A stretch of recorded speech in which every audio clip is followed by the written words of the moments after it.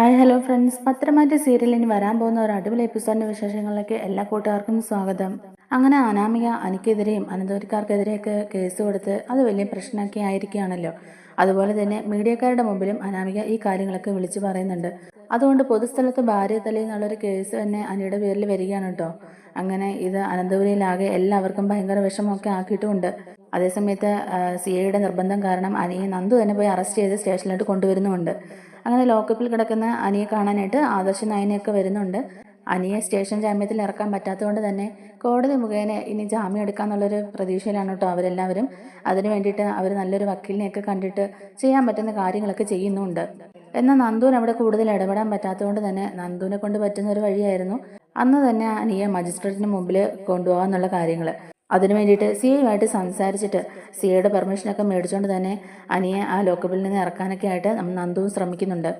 അതേസമയത്ത് അനാമികയും വേണും കൂടെ അവരുടെ വക്കീലിനെ പോയി കാണുന്നുണ്ട് കേട്ടോ. അന്നേരം ഇന്നുപോലെ ഒരു കേസ് എന്തായാലും നല്ല സ്ട്രോങ് ആയിട്ട് തന്നെയാണ് ഇരിക്കുന്നത്.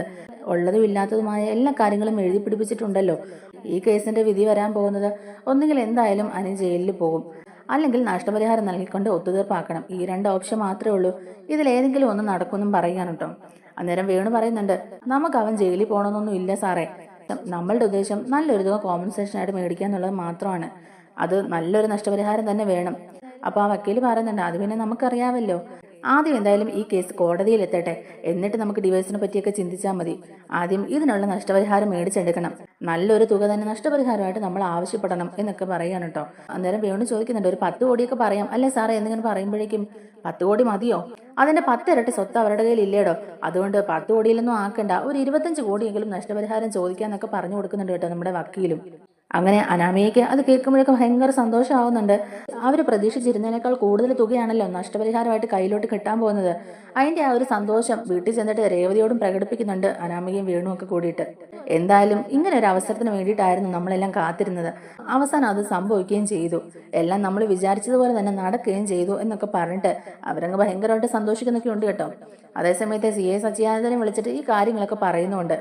രേവതി പറയുന്നുണ്ട്, എല്ലാ കടങ്ങളും തീർത്തിട്ട് ഇനിയെങ്കിലും സമാധാനമായിട്ട് സ്വസ്ഥമായിട്ട് ജീവിക്കണം.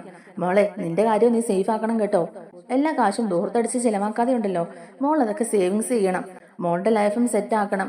നമ്മൾ വിചാരിക്കുന്ന പോലെ തന്നെ കാര്യങ്ങളെല്ലാം മുന്നോട്ട് പോവുകയാണെന്നുണ്ടെങ്കിലേ നമുക്ക് ഇവിടെ വിട്ടിട്ട് വേറെ എവിടെയെങ്കിലും മാറി താമസിക്കാൻ വേണു കേട്ടോ എന്നൊക്കെ രേവതി പറയുന്നുണ്ട് കേട്ടോ. അന്നേരം വേണു ആലോചിക്കാൻ, നമുക്ക് എന്തായാലും കാര്യങ്ങളൊക്കെ മുന്നോട്ട് പോട്ടെ എന്നൊക്കെ പറഞ്ഞിട്ട് ഇങ്ങനെ സന്തോഷിച്ചിരിക്കുകയാണ്. അതേസമയത്ത് അനന്തപുരിയിൽ മുത്തശ്ശനാണെങ്കിലും തീർത്ഥയാത്രയ്ക്ക് പോയിരിക്കുകയാണല്ലോ. അപ്പോൾ അവരിങ്ങനെ തിരിച്ച് വന്നു കഴിയുമ്പോഴേക്കും ഈ കാര്യങ്ങളൊക്കെ അറിഞ്ഞിട്ട് മുത്തശ്ശന് നല്ല ദേഷ്യമൊക്കെ ആവുന്നുണ്ട്. ഓൾറെഡി അനാമിക ഇതുവരെ കാണിച്ചു കൂട്ടിയ എല്ലാ കാര്യങ്ങളും ഓർത്തിട്ട് അവളോട് ഭയങ്കര ദേഷ്യമായിരുന്നു. അക്കൂട്ടത്തിലാണ് ഇപ്പം അനിയുടെ പേരിൽ ഇങ്ങനെ ഒരു കേസ് കൊടുത്തതിന്റെ ദേഷ്യം കൂടെ മുത്തശ്ശനുള്ളത്. അതുകൊണ്ട് മുത്തശ്ശൻ ഇങ്ങനെ ആകെ ദേഷ്യപ്പെട്ട് ആദർശനോടും അജയനോടും ജയനോടും ഒക്കെ അനിയുടെ ജാമ്യത്തിന്റെ കാര്യങ്ങളൊക്കെ സംസാരിച്ച് അതൊക്കെ ഇങ്ങനെ റെഡിയാക്കിക്കൊണ്ടിരിക്കുകയാണ് കേട്ടോ. ആ ഒരു സമയത്താണ് വേണു പോയി കണ്ട് കാര്യങ്ങളൊക്കെ സംസാരിച്ച് ആ വക്കീല് മുത്തശ്ശനെ വിളിക്കുന്നത്. എന്നിട്ട് ഈ കേസിന്റെ കാര്യങ്ങളൊക്കെ പറയുന്നുണ്ട്. എന്നിട്ട് അയാൾ മുത്തശ്ശനോട് കാര്യങ്ങളൊക്കെ പറയുന്നുണ്ട്. സാറിന്റെ കൊച്ചുമോൻ അന്ന് ആ പെൺകുട്ടിയുടെ കരണത്ത് കൈവച്ചു. ഇപ്പോഴും അവര് നിയമപരമായിട്ട് ഭാര്യ ഭർത്താക്കന്മാരല്ലേ. പൊതുസ്ഥലത്ത് വെച്ച് ഒരു പെൺകുട്ടിയെ തല്ലിയാൽ അത് എന്തുമാത്രം പ്രശ്നം ഉണ്ടാക്കും എന്നുള്ളതൊക്കെ സാറിന് അറിയാവല്ലോ. പോരാത്തതിന് ആ കുട്ടി അത് മീഡിയയിൽ കൂടെ വിളിച്ചു പറയുകയും ചെയ്തു. അങ്ങനെ ഈ സംഭവം ഇപ്പോൾ വലിയൊരു വിഷയമായിരിക്കാണ്. അതുകൊണ്ട് കേസ് അതിന്റെ രീതിക്ക് തന്നെ നടക്കും. കോടതിയിൽ പോയാലും ഇങ്ങനെ ഒരു കേസ് ആയതുകൊണ്ട് അതിൽ ഏത് രീതിക്കായിരിക്കും വിധി വരുന്നെന്നുള്ളത് സാറിന് അറിയാവല്ലോ. കോടതി വിധി മിക്കവാറും സാറിന്റെ കൊച്ചുമോനെ റിമാൻഡ് ചെയ്യാൻ തന്നെ ആയിരിക്കും. സാറെല്ലാം അറിഞ്ഞ സ്ഥിതിക്ക് ഞാൻ ഇനി വളച്ചുകെട്ടലില്ലാതെ കാര്യം പറയാം സാറേ. എന്താന്ന് വെച്ചാല് ആ കുട്ടിയും ആ കുട്ടിയുടെ അച്ഛനും കൂടെ എൻ്റെ അടുത്ത് വന്നായിരുന്നു. കാര്യങ്ങളൊക്കെ എന്നോട് പറഞ്ഞു. അവർ കേസ് പിൻവലിക്കാൻ തയ്യാറാണ്. നല്ലൊരു തുക നഷ്ടപരിഹാരമായിട്ട് അവർക്ക് കൊടുക്കാമെന്നുണ്ടെങ്കിൽ അവർ കേസ് പിൻവലിക്കാൻ തയ്യാറാണെന്നാ പറഞ്ഞത്. സാറിന്റെ അഭിപ്രായം കൂടെ അറിയണമല്ലോ. അതുകൊണ്ടാണ് ഞാൻ തന്നെ ഇപ്പൊ സാറിനെ വിളിച്ചത്. സാറിന്റെ അഭിപ്രായം കൂടെ അറിയുമായിരിക്കും നല്ലതായിരുന്നു എന്നൊക്കെ പറയുമ്പോഴേക്കും മുത്തശ്ശൻ പറയുന്നുണ്ട്, ഞാനൊന്ന് ആലോചിച്ചിട്ട് ഞാൻ എന്താന്ന് വെച്ചാൽ പറയാം എന്നൊക്കെ ഇങ്ങനെ മുത്തശ്ശനും പറയുന്നുണ്ട്. ആ ഒരു സമയത്ത് ഈ വക്കീൽ വേണുവിനെ വിളിച്ചിട്ട് പറയുന്നുണ്ട്, എടോ, ഞാൻ ആ മൂർത്തി സാറിനെ വിളിച്ചിട്ടുണ്ടായിരുന്നു. പുള്ളിയോട് ഞാൻ കാര്യങ്ങളൊക്കെ പറഞ്ഞിട്ടുണ്ട്. പൊതുസ്ഥലത്ത് വെച്ച് ഒരു പെൺകുട്ടിയെ ആക്രമിച്ച കേസായതുകൊണ്ട് തന്നെ അതിന്റെ വകുപ്പ് മാറും. കോടതി വിധി എന്തായാലും സാറിന്റെ കൊച്ചുമോനെതിരെയായിരിക്കും. അതുകൊണ്ട് കേസ് പിൻവലിക്കാൻ അവർ തയ്യാറാണ്. പകരം നല്ലൊരു നഷ്ടപരിഹാരം അവർക്ക് കൊടുക്കണം എന്നൊക്കെയുള്ള രീതിയിൽ ഞാൻ അങ്ങേരോട് സംസാരിച്ചിട്ടുണ്ട്. അങ്ങനെ എന്തായാലും ആലോചിച്ചിട്ട് വിളിക്കാന്നാ പറഞ്ഞേക്കുന്നത്. അയാൾക്കും ആലോചിക്കാൻ ഇച്ചിരി സമയം വേണമല്ലോ. എന്തായാലും കുറച്ച് കഴിഞ്ഞിട്ട് ഞാൻ അയാളെ ഒന്നും കൂടെ വിളിച്ചു നോക്കാം. എന്നിട്ട് ഇങ്ങോട്ടേക്ക് വരാൻ പറയാം. അന്നേരം താനും ഇങ്ങോട്ടേക്ക് വരണം എന്നൊക്കെ പറയുകയാണ് കേട്ടോ. എന്തായാലും രണ്ടു കൂട്ടരും ഉള്ളപ്പോൾ തന്നെ കാര്യങ്ങളൊക്കെ ഒന്ന് ചർച്ച ചെയ്യുന്നതല്ലേ നല്ലത് എന്നൊക്കെ ഇങ്ങനെ ആ വക്കീല് ചോദിക്കുന്നുണ്ട്. അപ്പൊ വേണു പറയുന്നുണ്ട്, അത് ശരിയാ സാറേ, അല്ലെങ്കിലും അങ്ങനെയാണല്ലോ വേണ്ടത്. സാറ് പറഞ്ഞാൽ മതി, ആ സമയമാകുമ്പോഴേക്കും ഞാൻ സാറിന്റെ ഓഫീസിലോട്ട് എത്തിക്കോളാം എന്നൊക്കെ പറഞ്ഞിട്ട് വേണു ഫോൺ കട്ട് ചെയ്യുന്നുണ്ട്. വക്കീൽ ഇക്കാര്യം വേണുവിനോട് വിളിച്ച് പറയുമ്പം അവരാകെ അങ്ങ് സന്തോഷിക്കുന്നുണ്ട് കേട്ടോ. അവസാനം ഇവരുടെ ഭീഷണിക്ക് മൂർത്തിയും തലകുനിച്ചു എന്ന് തന്നെയാണ് കേട്ടോ വേണു പറയുന്നത്. എത്ര അന്തസ്സും അഭിമാനമുള്ള ആളാണെങ്കിലും ഇങ്ങനെയുള്ള കാര്യങ്ങളൊക്കെ വരുമ്പം ഒന്ന് തല താഴ്ത്തുന്നത് നല്ലത് തന്നെയാ. അതുകൊണ്ട് തന്നെയാ ഇപ്പൊ അയാൾ തല താഴ്ത്തി നമ്മുടെ ആവശ്യങ്ങളൊക്കെ അംഗീകരിച്ച് ഇങ്ങനെ ഒരു നഷ്ടപരിഹാരം തരാന്ന് പറഞ്ഞിരിക്കുന്നത്. എന്തായാലും നമ്മൾ വിചാരിച്ച പോലെ തന്നെ കാര്യങ്ങളൊക്കെ നടന്നു മോളെ. എന്തായാലും മോളുടെ ആഗ്രഹം പോലെ തന്നെ നന്ദുവിനെ കല്യാണം കഴിക്കാൻ പോകുന്നത് ആ CI ആയിരിക്കും. എന്തായാലും അനി എന്ന് പറയുന്നവരുടെ ജീവിതത്തിൽ ഇനി അവൾക്ക് സ്ഥാനമില്ല മോളെ. ആ CI അതിനെ സമ്മതിക്കുകയില്ല. CIക്ക് നന്ദുവിനോട് അസ്ഥിക്ക് പിടിച്ച പ്രേമമാ.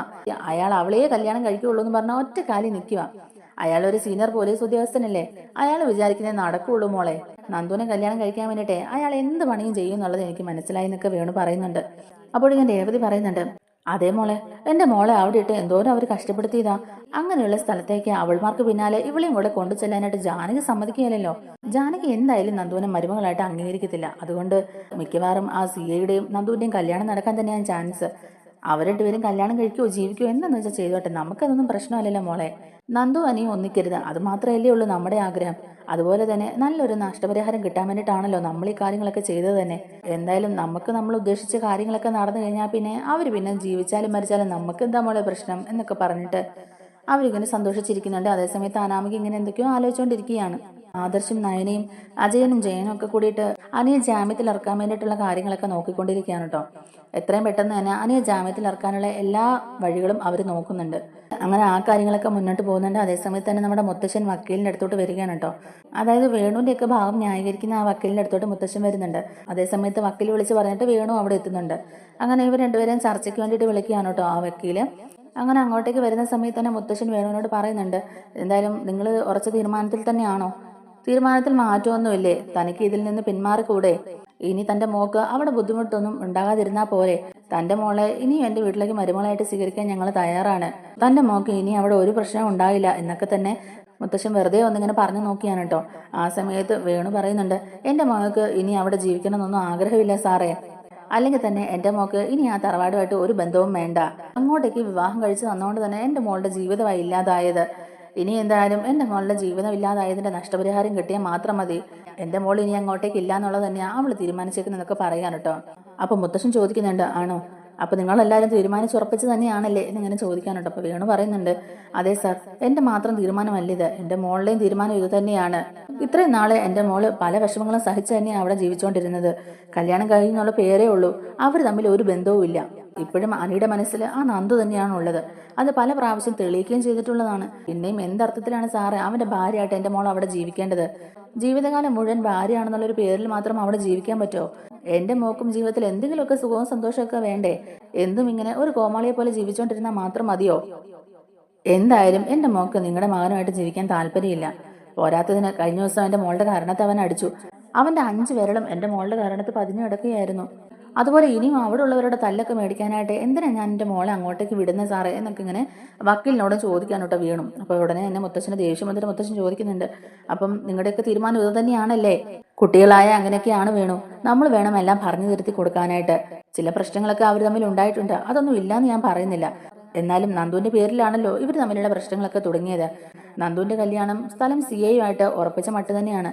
അതുകൊണ്ട് ഇനി അവർ തമ്മിൽ ഒരു പ്രശ്നം ഉണ്ടാകാതെ നോക്കിയാൽ പോരെ എന്നൊക്കെ ഇങ്ങനെ ചോദിക്കാനോട്ടോ മുത്തശ്ശൻ. അന്നേരം പറയുന്നുണ്ട്, വേണ്ട സാറേ, ഇനി അങ്ങനെ എൻ്റെ മോളുടെ ജീവിതം വെച്ചൊരു പരീക്ഷണത്തിന് ഞങ്ങൾ തയ്യാറല്ല. ഞങ്ങൾക്ക് എന്തായാലും ഇതിനൊരു നഷ്ടപരിഹാരം കിട്ടിയേ പറ്റത്തുള്ളൂ.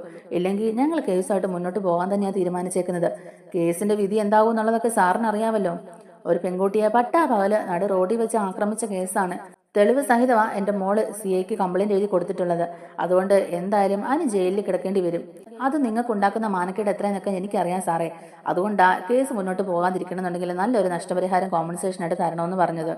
അത് നിങ്ങൾ തന്നാ ഞങ്ങൾ കേസ് പിൻവലിച്ചോളാം എന്നൊക്കെ ഇങ്ങനെ വേണു അഹങ്കാരത്തോടു കൂടി പറയുന്നുണ്ട് കേട്ടോ. മുത്തശ്ശന്റെ ദേഷ്യം വന്നിട്ട് മുത്തശ്ശനും പറയുന്നുണ്ട്, എന്റെ കൊച്ചുമോന്റെ കാര്യം ഓർത്ത് നീ വിഷമിക്കൊന്നും വേണ്ട വേണു. എന്റെ കൊച്ചുമോനെ പുറത്തിറക്കാനുള്ള വഴിയൊക്കെ എനിക്കറിയാം. പിന്നെ അവൻ ചെയ്ത തെറ്റിനെ ഞാൻ പ്രോത്സാഹിപ്പിക്കുന്നൊന്നുമില്ല. അതുപോലെ തന്നെ അവൻ ഇഷ്ടപ്പെടാത്ത കാര്യം പറഞ്ഞതുകൊണ്ടായിരിക്കുമല്ലോ അവൻ ആ രീതിക്ക് പ്രതികരിച്ചിട്ടുണ്ടാവുക. അതുകൊണ്ട് നീ എന്റെ കൊച്ചുമോനെ ഓർത്ത് വിഷമിക്കണ്ട. ഈ പറഞ്ഞ കാര്യത്തിൽ എന്തെങ്കിലും നടപടി ഉണ്ടാവുമെന്നാണ് ഞാൻ ചോദിച്ചതെന്ന് പറയുകയാണ്. എന്റെ കൊച്ചുമോന്റെ ഭാവി രക്ഷിക്കാനുള്ള വഴിയൊക്കെ എനിക്കറിയാം. എത്ര വലിയ ഉദ്യോഗസ്ഥരെ കണ്ടിട്ടാണെങ്കിലും എന്റെ കൊച്ചുമോനെ ജയിലിലാക്കാതെ പുറത്തിറക്കാനുള്ള കഴിവൊക്കെ എനിക്കുണ്ടെന്ന് മുത്തശ്ശൻ പറയുന്നുണ്ട്. എന്തായാലും കാര്യങ്ങളൊക്കെ ഈ ഒരു സ്ഥിതിയിലായതുകൊണ്ട് എന്തായാലും നഷ്ടപരിഹാരമൊക്കെ കൊടുത്തേക്കാം അല്ലേ വക്കീലെ എന്നിങ്ങനെ ചോദിക്കുന്നുണ്ട് കേട്ടോ മുത്തശ്ശൻ. അന്നേരത്തേക്ക് വേണുവിന് അങ്ങ് സന്തോഷമാവുന്നുണ്ട്, വക്കീലിനും ഹാപ്പി ആവുന്നുണ്ട്. കാരണം വക്കീലിന് ഇതിന് നല്ലൊരു കമ്മീഷൻ കിട്ടുമല്ലോ. എന്നാൽ തൻ്റെ മുമ്പിൽ വെച്ച് തന്നെ ഇയാൾക്ക് കൊടുക്കാനുള്ള നഷ്ടപരിഹാരം ഞാൻ അങ്ങ് കൊടുത്തേക്കാം എന്നൊക്കെ പറയുകയാണ് കേട്ടോ. വേണു വളരെ സന്തോഷത്തോടു കൂടി തന്നെ എണീറ്റൊക്കെ നിൽക്കുന്നുണ്ട്. പക്ഷേ മൂർത്തി മുത്തശ്ശൻ വേണുവിന് കൊടുക്കുന്നത് നഷ്ടപരിഹാരമൊന്നും അല്ല കേട്ടോ. അതിന്റെ പേരിൽ വേണുവിന്റെ കരണത്ത് നല്ലൊരു അടി തന്നെയാണ് കൊടുക്കുന്നത്. വേണുവിന്റെ 2 കരണത്തും മുത്തശ്ശൻ അടിക്കുന്നുണ്ട് കേട്ടോ. അടി കൊണ്ട ഷോക്കില് എന്താന്ന് പോലും അറിയാതെ എന്താ നിങ്ങൾ എന്തിനാ എന്നെ തല്ലിയെന്നൊക്കെ ചോദിച്ചുകൊണ്ട് വേണു ഇങ്ങനെ ആകെ അമ്പരന്ന് നിൽക്കുകയാണ് കേട്ടോ. അതേസമയത്ത് വക്കീലാണെങ്കിലും ചാടി എഴുന്നേറ്റ് ഇവിടെ എന്താ സംഭവിക്കുന്ന എന്നുള്ള രീതിയിൽ ഇങ്ങനെ ഷോക്കായി നിൽക്കുന്നുണ്ട്. എന്താ സാറേ ഈ കാണിക്കുന്നത്? നഷ്ടപരിഹാരം ചോദിച്ചതിന്റെ പേരിൽ നിങ്ങൾ എന്നെ തല്ലിയോ? ഇതിന്റെ പേരിൽ ഞാൻ കേസ് കൊടുക്കും എന്നൊക്കെ ഇങ്ങനെ വേണു വെല്ലുവിളിക്കുകയാണ് കേട്ടോ മുത്തശ്ശനെ. അന്നേരം മുത്തശ്ശൻ പറയുന്നുണ്ട്, താമ്പ് കേസ് കൊടുക്കണോ? അതിന്റെ പേരിൽ എന്തൊക്കെ വന്നാലും അതൊക്കെ നേരിടാൻ ഞാൻ തയ്യാറാണ്. ഇത്രയൊക്കെ ചെയ്തു കൂട്ടിയിട്ട് നിനക്ക് നിന്റെ മോക്ക് ഞാൻ നഷ്ടപരിഹാരം കൂടെ തരണമല്ലേ? കോടികൾ പോയിട്ട് ഒരു ചില്ലി കാശ് പോലും എന്റെ കയ്യിൽ നിന്ന് നിങ്ങൾ മേടിച്ചെടുക്കാനൊന്നും നോക്കണ്ട. കാരണം നിന്റെയും നിന്റെ മോളുടെയും ബാക്ക്ഗ്രൗണ്ട് ഒക്കെ എന്താണെന്നുള്ളത് എനിക്ക് നന്നായിട്ട് അറിയാം. തന്റെ പേരിൽ തന്നെ എത്ര കേസാണോ വേണു ഉള്ളത്? എന്നെ മര്യാദ പഠിപ്പിക്കാൻ മാത്രം താനൊന്നും ആയിട്ടില്ല, അത് ഓർത്താ കൊള്ളാം. എനിക്ക് മുതിർന്ന പല ഉദ്യോഗസ്ഥരുമായിട്ട് പിടിപാടൊക്കെ ഉള്ളതാ. തന്റെയും തന്റെ മോളുടെയും ഈ ക്രിമിനൽ സ്വഭാവമൊക്കെ കാണിച്ചിട്ട് ഞാനൊരു കേസ് അങ്ങ് കൊടുക്കും. അച്ഛനും അമ്മയും മോളും ജയിലിനകത്തായിരിക്കും ശിഷ്ടകാലം ജീവിക്കേണ്ടി വരുന്നത്. തന്നെ പോലെ ഒരു ഫ്രോഡിനെ ഞാൻ ഇതുവരെ കണ്ടിട്ടില്ല. തന്റെ പേരിൽ മാത്രം എത്ര കേസാടോ ഉള്ളത്? എല്ലാം ഞാൻ കാര്യമായിട്ട് അന്വേഷിച്ചിട്ട് തന്നെയാണോ ഇങ്ങോട്ടേക്ക് വന്നത്? എല്ലാം കണ്ടില്ല കേട്ടില്ല എന്നൊക്കെ വെച്ച് ഞാൻ അങ്ങ് വിട്ടതാണ്. പിന്നെയും താനും തന്റെ മോളും കൂടെ തന്നെയല്ലേ ഇതൊക്കെ ഇളക്കി വിട്ടത്. അതുകൊണ്ട് ഇങ്ങനൊരു അടി എന്തായാലും തനിക്കിട്ട് കിട്ടേണ്ടതായിരുന്നു എന്നൊക്കെ ഇങ്ങനെ മുത്തശ്ശൻ പറയുന്നുണ്ട്. തന്റെ മോളോടും കൂടി താൻ പോയി പറഞ്ഞേരെ എന്റെ അടുത്ത് ഈ വിളച്ചിലൊന്നും നടക്കില്ല എന്നുള്ളത്. ഇതൊക്കെ കേട്ടോണ്ട് ആകെ ചമ്മി നാറി നിൽക്കുകയാണ് കേട്ടോ വേണു. മുത്തശ്ശൻ പറയുന്നുണ്ട്, തന്റെയും തന്റെ മോളുടെയും മനസ്സിലിരിപ്പൊക്കെ ഉണ്ടല്ലോ, അതൊക്കെ അങ്ങ് കാറ്റത്ത് പറത്തി കളഞ്ഞേരെ. ഒന്നും നടക്കാൻ പോകുന്നില്ല. എന്നോട് കളിക്കാൻ നിന്നാലുണ്ടല്ലോ ഇതല്ല ഇതിന്റെ അപ്പുറവും താനും തന്റെ മോളും അനുഭവിക്കേണ്ടി വരും എന്നൊക്കെ മുത്തശ്ശൻ പറയുന്നുണ്ട്. ഇനി മേലാ തന്നെയും തന്റെ മോളെയും എന്റെ കൺമുമ്പിൽ കണ്ടുപോകരുത്. ആവശ്യമില്ലാതെ ഓരോ കേസ് കൊടുത്തിട്ട് എന്നെയും എന്റെ കുടുംബത്തെയും താറടിക്കാന്ന് നീയൊക്കെ വിചാരിച്ചു അല്ലേ? അതെന്തായാലും നടക്കാൻ പോകണില്ലടോ. വേണു ആകെ ഇതുവരെ പരിശ്രമിച്ച് എല്ലാം വെറുതെ ആയി പോയില്ലോ എന്നൊക്കെ ഓർത്ത് ഇങ്ങനെ സങ്കടപ്പെട്ട് നിൽക്കുകയാണ് കേട്ടോ. കാരണം തന്റെ മോള് കോടികൾ കൊണ്ടുവരും എന്നൊക്കെ ഉള്ളത് സ്വപ്നം കണ്ടുകൊണ്ടിരിക്കുകയാണല്ലോ. ഇനി ഒന്നുമില്ലാതെ ചെല്ലുമ്പം അവളോട് എന്ത് പറയുന്നൊക്കെ ഓർത്ത് ഇങ്ങനെ വിഷമിച്ചിരിക്കുന്നുണ്ട്. വക്കീലിനാണെങ്കിലും ഈ നടന്ന സംഭവങ്ങളൊക്കെ ഒരു ഷോക്കായിരുന്നു കേട്ടോ. അയാൾ ഒട്ടും പ്രതീക്ഷിച്ചതല്ല.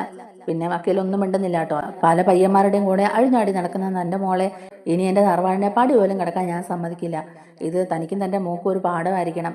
ഇനി ഒരു പയ്യന്മാരോടും തന്റെ മോൾ ഇങ്ങനെയൊന്നും കാണിക്കാൻ പാടില്ല. എന്റെ കൊച്ചുമോന്റെ ജീവിതമാണ് നീയൊക്കെ കൂടി ഇല്ലാതാക്കിയത്. അതും പോരാഞ്ഞിട്ട് ഇനി നഷ്ടപരിഹാരം കൂടി വേണമല്ലേ? ഇനി നഷ്ടപരിഹാരം വേണോടോ തനിക്ക് എന്നിങ്ങനെ ദേഷ്യപ്പെട്ട് മുത്തശ്ശൻ ചോദിക്കുമ്പോഴേക്കും വേണു പറയുന്നുണ്ട്, അയ്യോ വേണ്ട സാർ വേണ്ട സാർ എന്നിങ്ങനെ പറയുകയാണ് കേട്ടോ. അന്നേരം വക്കീലിനാണെങ്കിലും മനസ്സിലായി കാര്യങ്ങളൊക്കെ കൈവിട്ട് പോകുന്നുള്ളത്. അവസാനം വക്കീൽ ഉടനെ മുത്തശ്ശനോട് പറയുന്നുണ്ട്, സാറേ അല്ലെങ്കിലും ഞാനിതങ്ങനെ വലിയ ഇതായിട്ടൊന്നും എടുത്തിട്ടില്ല. ഇയാൾ ഇങ്ങനെ ഒരു ആരോപണം ഉന്നയിച്ച് വന്നുകൊണ്ട് അതിന്റെ സ്ഥിതിഗതികളെ കുറിച്ചൊക്കെ ഞാനൊന്ന് അന്വേഷിച്ചു. അന്നേരം ന്യായം നിങ്ങളുടെ ഭാഗത്തുനിന്ന് എനിക്ക് മനസ്സിലായതുകൊണ്ട് തന്നെ ലീഗലി ഞാനിതൊന്നും മൂവ് ചെയ്തിട്ടില്ല. അല്ലെങ്കിലും സാറിന്റെ കൊച്ചുമക്കളുടെ ഭാഗത്തുനിന്ന് ഇങ്ങനെയുള്ള തെറ്റൊന്നും സംഭവിക്കില്ലല്ലോ. പിന്നെ അന്ന് മീഡിയയിൽ കൂടി ഈ കുട്ടി എന്തൊക്കെയോ അനാവശ്യങ്ങളൊക്കെ വിളിച്ച് പറഞ്ഞില്ലേ, അന്ന് അത് വലിയ ചർച്ചയൊക്കെ ആയല്ലോ. അതുകൊണ്ട് ഇയാൾ പറയുന്നതിൽ എന്തെങ്കിലും സത്യാവസ്ഥ ഉണ്ടെന്നൊക്കെയുള്ള രീതിയിൽ ഞാനൊന്ന് അന്വേഷിച്ചു. പിന്നെ ഒരു പെൺകുട്ടിയുടെ ജീവിതമല്ലേ, പിന്നെ അയാളുടെ മോളുടെ ജീവിതമാണ് ഇല്ലാതായി പോയത്. എങ്ങനെയെങ്കിലും നഷ്ടപരിഹാരം മേടിച്ചെടുക്കാൻ സാറും സഹായിക്കണം എന്നൊക്കെ പറഞ്ഞുകൊണ്ടാണ് ഞാൻ എന്തായാലും സാറിനെ ഇങ്ങോട്ടേക്ക് വിളിച്ചു വരുത്തിയതെന്നൊക്കെ പറഞ്ഞിട്ട് കൈയൊഴിയാൻ നോക്കിയാണ് കേട്ടോ വക്കീലും. മൂർത്തി മുത്തശ്ശൻ എന്നിട്ട് പറയുന്നുണ്ട് വക്കീലിൻ്റെ അടുത്ത്, ഇവനും ഇവന്റെ മോളും ഒക്കെ ഫ്രോഡാണ്. വലിയ വീട്ടിലെ പയ്യന്മാരെയൊക്കെ സ്വാധീനിച്ച് അവരെ കല്യാണം കഴിച്ച് അവിടെ കയറി ഇങ്ങനെയുള്ള പ്രശ്നങ്ങളൊക്കെ ഉണ്ടാക്കി നഷ്ടപരിഹാരം മേടിച്ചെടുക്കാന്നൊക്കെ ഉള്ളതാണ് ഇവരുടെയൊക്കെ സ്ഥിരം പരിപാടി. അതുകൊണ്ട് ഇങ്ങനെയുള്ളവന്മാരൊക്കെ കേസായിട്ട് വന്നിട്ടുണ്ടെങ്കിൽ അതൊന്നും ഏറ്റുപിടിക്കാതിരിക്കുന്നത് തന്നെയാണോ നല്ലത്. ഉള്ള പേരും പ്രശസ്തിയും കൂടെ ഇല്ലാതായി പോകുന്നല്ലാതെ അതിൽ നിന്നൊന്നും ഒരു മെച്ചവും കിട്ടാൻ പോകുന്നില്ല എന്നൊക്കെ ഇങ്ങനെ മൂർത്തി പറയുന്നുണ്ട്. എന്തായാലും അപ്പോൾ ശരി എന്നൊക്കെ പറഞ്ഞിട്ട് മൂർത്തി മുത്തശ്ശൻ അവിടെ നിന്ന് പോകുന്നുണ്ട് കേട്ടോ. വേണു ആണെങ്കിലും ആകെ അടി കിട്ടിയ സങ്കടത്തിൽ ആ വക്കീലിനെയൊക്കെ ഒന്ന് തുറച്ച് നോക്കിയിട്ട് എല്ലാവരെയും ഞാൻ ശരിയാക്കി തരുന്നുണ്ടോ എന്നൊക്കെ പറഞ്ഞിട്ട് അവിടെ നിന്ന് ഇറങ്ങി പോകുന്നുണ്ട്. അങ്ങനെ അനാമികയാണെങ്കിലും വേണു കോടികളുമായിട്ട് വരുന്നതൊക്കെ ഇങ്ങനെ സ്വപ്നം കണ്ട് വേണുവിന് വേണ്ടിയിട്ട് ഇങ്ങനെ കാത്തിരിക്കുകയാണ് കേട്ടോ. ആ സമയത്താണ് വേണു അങ്ങോട്ടേക്ക് കയറി ചെല്ലുന്നത്. ചെന്നപാട് തന്നെ രേവതിയും അനാമികയും ഓടി വരുന്നുണ്ട്. അച്ഛാ എന്താ ചേച്ചാ പോയ കാര്യം നടന്നോ? ആ മൂർത്തി നഷ്ടപരിഹാരം തരാമെന്ന് സമ്മതിച്ചു അച്ഛാ എന്നൊക്കെ ഇങ്ങനെ ചോദിക്കാൻ കേട്ടോ. അപ്പോഴേക്കും രേവതിയും ചോദിക്കുന്നുണ്ട്, എന്തായി വേണുവേട്ടാ, എല്ലാം ഓക്കെ ആയോ? എത്ര കോടി ആ നഷ്ടപരിഹാരമായിട്ട് തരാമെന്ന് പറഞ്ഞേ എന്നൊക്കെ ഇങ്ങനെ ചോദിക്കാൻ കേട്ടോ. എന്തൊക്കെയായിരുന്നു അവരുടെ അഹങ്കാരം. ഇപ്പൊ എല്ലാം കണ്ടില്ലേ, ഇപ്പൊ എല്ലാം നമ്മൾ വിചാരിച്ച പോലെ നടന്നില്ലേ എന്നൊക്കെ ഇങ്ങനെ രേവതി പറയുമ്പോഴേക്കും വേണുവിന്റെ മുഖത്ത് ഒരു സന്തോഷമില്ല കേട്ടോ. അന്നേരം നമിക ചോദിക്കുന്നുണ്ട്, എന്ത് പറ്റി അച്ഛാ, അച്ഛന്റെ മുഖത്ത് എന്താ ഒരു സന്തോഷമില്ലാത്ത, എന്തെങ്കിലും പ്രശ്നം ഉണ്ടായോ എന്നൊക്കെ ഇങ്ങനെ ചോദിക്കാണ് കേട്ടോ. എല്ലാ പ്രാവശ്യത്തെയും പോലെ ഇപ്രാവശ്യം നിരാശയാണോ അച്ഛാ എന്നൊക്കെ ഇങ്ങനെ ചോദിക്കാണ് കേട്ടോ. അന്നേരം അതേ മോളെ, അയാൾ ഒന്നും തന്നില്ല, പോരാത്തതിന് എന്റെ മുഖത്തടിക്കുകയും ചെയ്തു. ഇനി ഞാൻ അയാളെ വെറുതെ വിടില്ല മോളെ. എന്നെ വിളിച്ചു വരുത്തി അപമാനിക്കുക അയാൾ ചെയ്തെന്നൊക്കെ പറയാൻ കേട്ടോ. ആണോ അച്ഛാ? അച്ഛൻ അയാൾ തല്ലിയോ അച്ഛാ എന്നിങ്ങനെ ചോദിക്കാൻ കേട്ടോ. ഓഹോ, അപ്പൊ അങ്ങനെയാണല്ലേ കാര്യങ്ങള്. അതേ മോളെ, എന്റെ രണ്ട് കാരണത്തും അയാൾ തല്ലി എന്നിങ്ങനെ പറയുകയാണ് വേണു. അന്നേരം ദേഷ്യം വന്നിട്ട് അനാമിക പറയുന്നുണ്ട്, അതെങ്ങനെ ശരിയാകും? നമ്മൾ കേസായിട്ട് മുന്നോട്ട് പോവുക തന്നെ ചെയ്യും അച്ഛാ. ആ അനിയെ ജയിലിലാക്കണം. എന്തായാലും നിയമത്തിന്റെ വഴിക്ക് നമ്മൾ പോയേ പറ്റുള്ളൂ അച്ഛാ. എനിക്ക് കിട്ടാനുള്ള നഷ്ടപരിഹാരം ഞാൻ എന്തായാലും മേടിച്ചെടുക്കും. അങ്ങനെ ഞാൻ അവരെ വെറുതെ വിടാൻ ഉദ്ദേശിക്കുന്നില്ല. ഇതിന്റെ പേരിൽ എത്രയൊക്കെ നമ്മൾ അനുഭവിച്ചു, നമ്മളെ എത്രത്തോളം അവർ തരം താഴ്ത്തി കളഞ്ഞു. ഇനി എങ്ങനെ അവരെ വെറുതെ വിട്ടാൽ പറ്റില്ല. അതുകൊണ്ട് ഞാൻ എന്തായാലും കേസുമായിട്ട് മുന്നോട്ട് പോകുന്നൊക്കെ തന്നെ അനാമിക പറയുന്നുണ്ട്. എൻ്റെ അച്ഛൻ്റെ കാരണത്ത് തന്നെ അയാളെ ഞാൻ വെറുതെ വിടില്ല. അയാളെ ഞാൻ നാറ്റിക്കും. ഇനി സ്വസ്ഥതയും സമാധാനവും എന്താണെന്നുള്ളത് ആ കുടുംബം ഇനി അറിയാൻ പോകുന്നില്ല എന്നൊക്കെ തന്നെ അനാമിക പറയുന്നുണ്ട്. അന്നേരം വേണു പറയുന്നുണ്ട്, ഇനി നമ്മൾ അങ്ങനെ മുന്നോട്ട് പോയാലും കാര്യങ്ങളൊക്കെ നമ്മൾ വിചാരിച്ച പോലെ നടക്കും തോന്നുന്നില്ല മോളെ. അയാൾക്ക് പല ഉന്നത ഉദ്യോഗസ്ഥരുമായിട്ട് പിടിപാടുണ്ടല്ലോ. നമ്മൾ എത്രത്തോളം ശ്രമിച്ചാലും അയാൾ അവരെയൊക്കെ സ്വാധീനിക്കും. എന്നിട്ട് അയാൾ അയാളുടെ കൊച്ചുമോളിനെ പുഷ്പം പോലെ ഇറക്കിക്കൊണ്ട് പോവുകയും ചെയ്യും. അപ്പോഴും നമ്മൾ കഷ്ടപ്പെടുന്നതൊക്കെ വെറുതെ ആയി പോവുകയല്ലേ മോളെ എന്നൊക്കെ ഇങ്ങനെ ചോദിക്കുന്നുണ്ട്. പിന്നെ അയാൾ പറഞ്ഞ കൂട്ടത്തില് വേറൊരു കാര്യം കൂടി പറഞ്ഞു, നമ്മളൊക്കെ ഫ്രോഡാണെന്ന്. നമ്മുടെ പേരിൽ പല കേസുകളും ഉണ്ടെന്നുള്ളത് അയാൾ മനസ്സിലാക്കി കഴിഞ്ഞു. അതൊക്കെ കുത്തിപ്പൊക്കിക്കൊണ്ട് അയാൾ ലീഗലി മുന്നോട്ട് പോയാലേ അവിടെയും കുരുക്ക് വീഴുന്നത് നമുക്ക് തന്നെയാ മോളെ. എന്തായാലും നമ്മുടെ ശ്രമമൊന്നും അവസാനിപ്പിക്കണ്ട. ഇപ്പൊ അയാൾ അങ്ങനെ പറഞ്ഞു എന്നല്ലേ ഉള്ളൂ. നമുക്ക് ലീഗലി തന്നെ മുന്നോട്ട് പോകാൻ മോളെ. എന്തായാലും മോളെ തല്ലിയ കേസിൽ എന്തായാലും ഒരു വിചാരണയൊക്കെ ഉണ്ടാകുമല്ലോ. അവിടെ നീ അങ്ങ് നന്നായിട്ട് അഭിനയിച്ചോണം. അതുകൊണ്ട് ഏത് കോടതിയിലും നിനക്ക് അനുകൂലമായിട്ട് വിധി വരുവുള്ളൂ. ഒന്നും കിട്ടിയില്ലെങ്കിലും ആ ആനയെ ജയിലിലെങ്കിലും കിടത്തണം. അത്രയെങ്കിലും ചെയ്തില്ലെങ്കിൽ നമ്മളങ്ങ് തോറ്റുപോയെന്ന് അവർ വിചാരിക്കും എന്നൊക്കെ ഇങ്ങനെ വേണു പറയുന്നുണ്ട്. അപ്പോൾ രേവതി പറയുന്നുണ്ട്, അതേ വേണുവേട്ടാ, അങ്ങനെ തന്നെ ചെയ്യണം. അവരെ ഒന്നും വെറുതെ വിടാൻ പാടില്ല. വേണുവേട്ടൻ്റെ കരണത്ത് നല്ല ധൈര്യം കാണിച്ച അയാൾ ഇനിയും ഇതുപോലെ തന്നെ നാണം കെടണം എന്നൊക്കെ ഇങ്ങനെ രേവതി പറയുന്നുണ്ട്. അങ്ങനെ എല്ലാ പരിശ്രമങ്ങളും ചീറ്റിപ്പോയ ഒരു വിഷമത്തിൽ അവർ മൂന്നുപേരും ഇങ്ങനെ ഇരുന്ന് ആലോചിച്ചുകൊണ്ടിരിക്കുകയാണ് കേട്ടോ. എന്തായാലും ആ പരിശ്രമങ്ങളൊക്കെ ഒന്നുമില്ലാതായി പോയല്ലോ എന്നൊക്കെ ഓർത്തിട്ട് ഇങ്ങനെ വിഷമിച്ച് നിൽക്കുകയാണ് കേട്ടോ അനാമികയാണെങ്കിലും. നല്ല ദേഷ്യമുണ്ട് അനാമികയ്ക്കും. അതുപോലെ തന്നെ രേവതിക്കും വേണുവിനും ഒക്കെ അവരോട് ഭയങ്കരമായിട്ട് ദേഷ്യവും ആവുന്നുണ്ട്. നമ്മുടെ വീഡിയോ ഇഷ്ടമായിട്ടുണ്ടെങ്കിൽ ഒന്ന് ലൈക്ക് ചെയ്യണേ. അതുപോലെ തന്നെ ചാനലോടി ഒന്ന്